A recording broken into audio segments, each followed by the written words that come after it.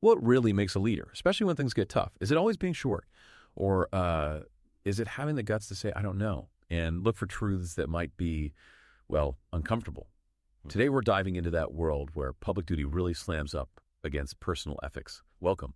We love taking these complex stories and pulling out the big ideas. Our mission today, exploring this concept of higher loyalty. We're looking through the lens of James Comey's book, A Higher Loyalty, Truth, Lies, and Leaders. It's a really raw look at ethical leadership, chasing truth, and how our own lives, surprisingly, shape our professional codes. And as we get into these crucial ideas, just remember, understanding these kinds of narratives, it's key for rational thinking, for informed reflection. That's why we really suggest checking out Mindful Moments on our YouTube channel. We've got AI book analysis there to spark deeper thought on challenging topics. So let's start right at the beginning. Those core experiences that, according to the book, built Comey's strong commitment to truth and justice. How can really personal hardships prepare someone for the highest stakes? Well, the book starts with a really intense, almost foundational story from his youth. A terrifying near-death situation with the Ramsey rapist when he was in high school. He genuinely thought that was it. Wow. Yeah, and that experience, it just completely changed how he saw life.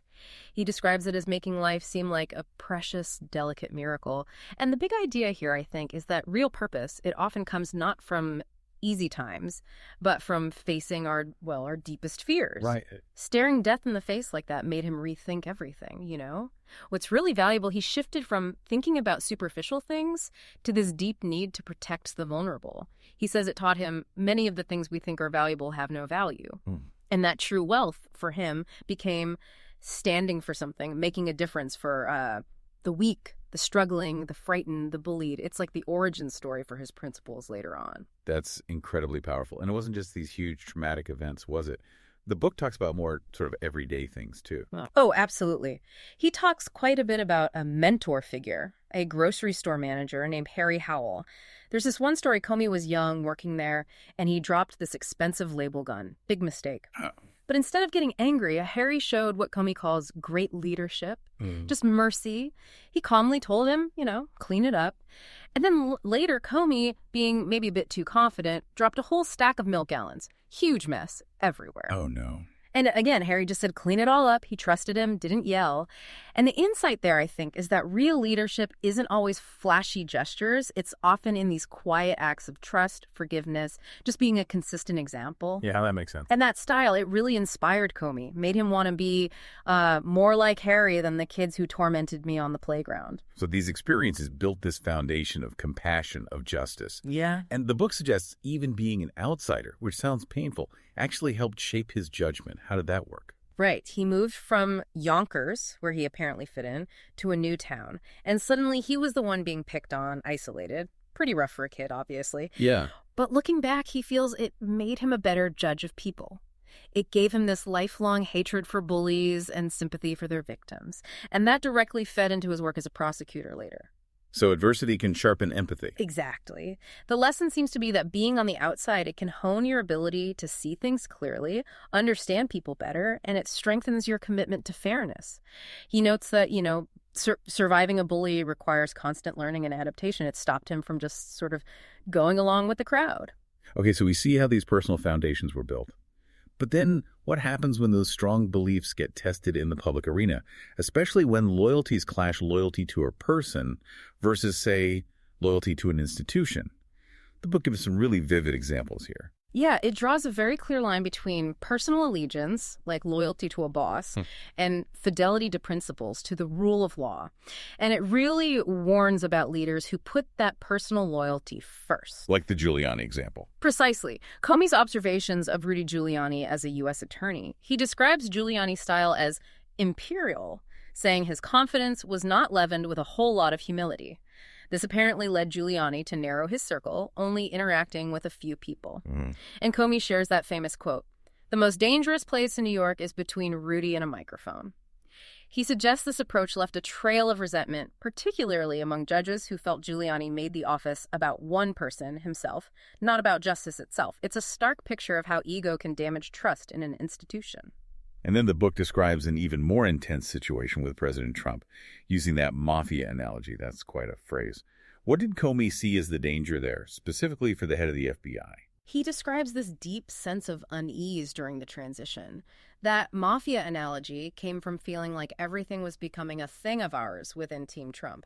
He talks about an awkward hug attempt at the White House. Right. I remember reading about that. And his internal reaction was basically, oh shit, trying desperately not to look like he was, kissing the great man's ring.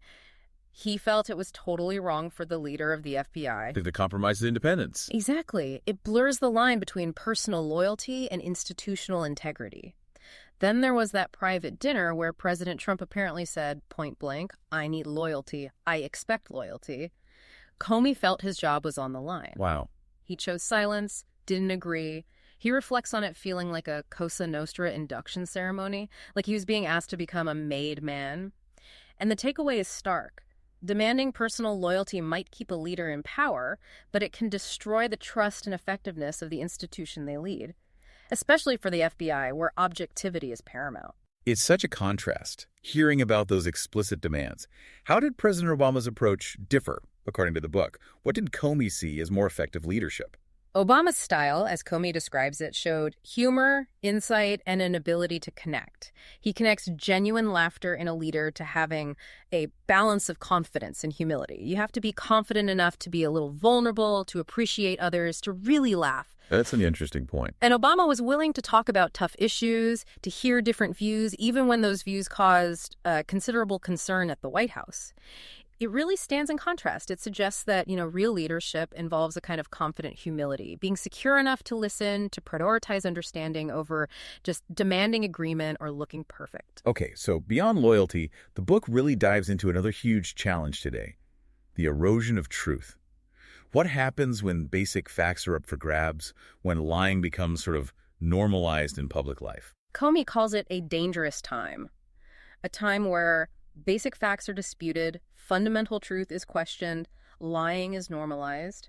His point is pretty fundamental. Without a fundamental commitment to the truth, society, especially public institutions, just falls apart. The justice system relies on it entirely. Completely. If people don't tell the truth, the whole system collapses. And for leaders, you just can't make good decisions. You can't build trust if you're not committed to both telling the truth and hearing it from others. He even brings it down to a personal level, doesn't he? Yeah, he tells this story about a small lie he told when he was younger about playing college basketball. Seems minor, right? But he says even that easy lie just ate at me until he eventually came clean to his friends. It really highlights how deeply ingrained that value is for him.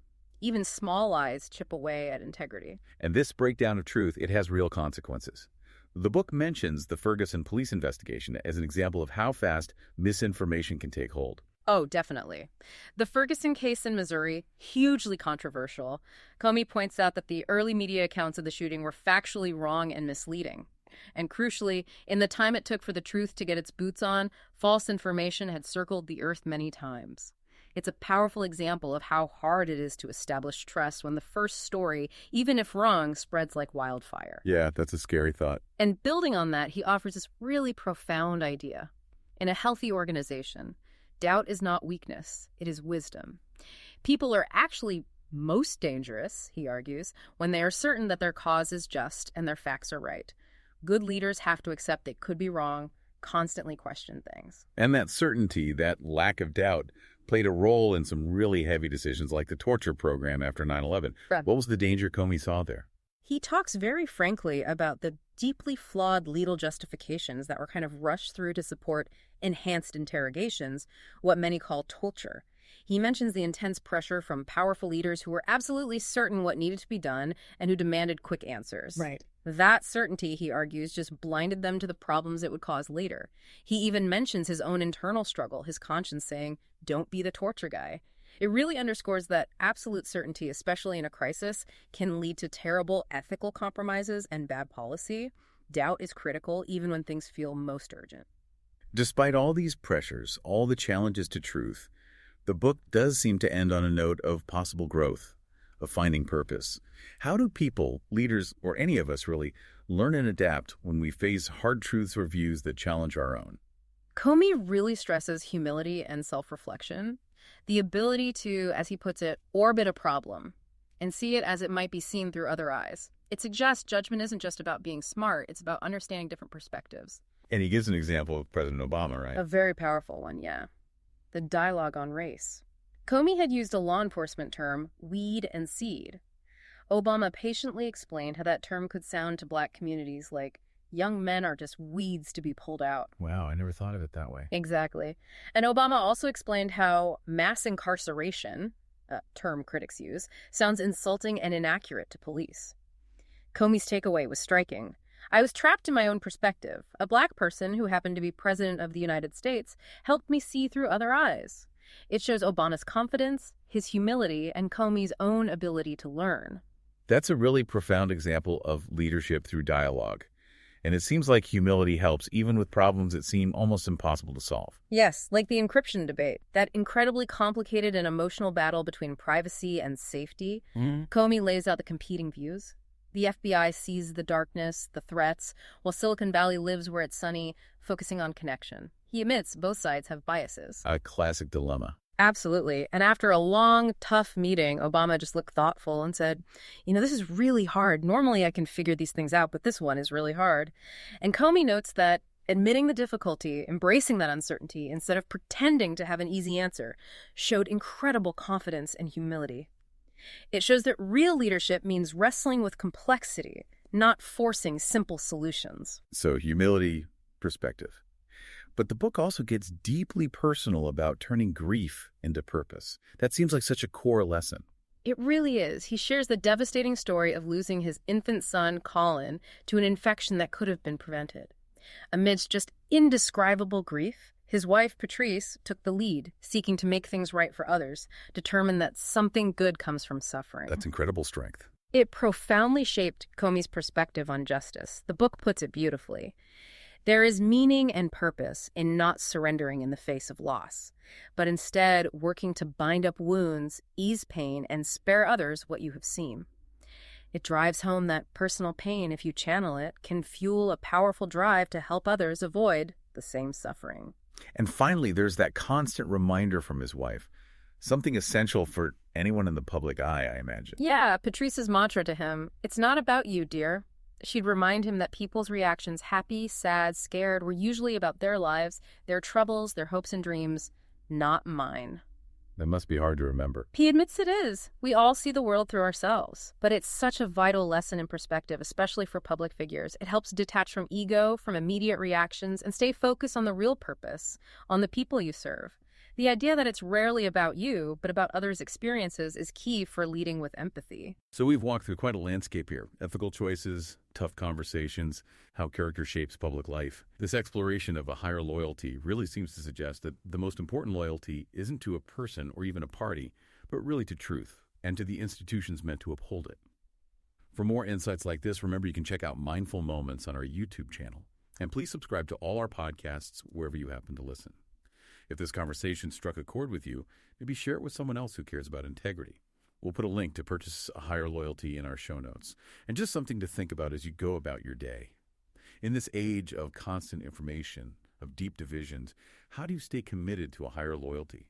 Not just in the big choices, but in the small everyday decisions that build your character, shape your world. How do you make sure that for you, doubt really is wisdom, and that truth finds a way?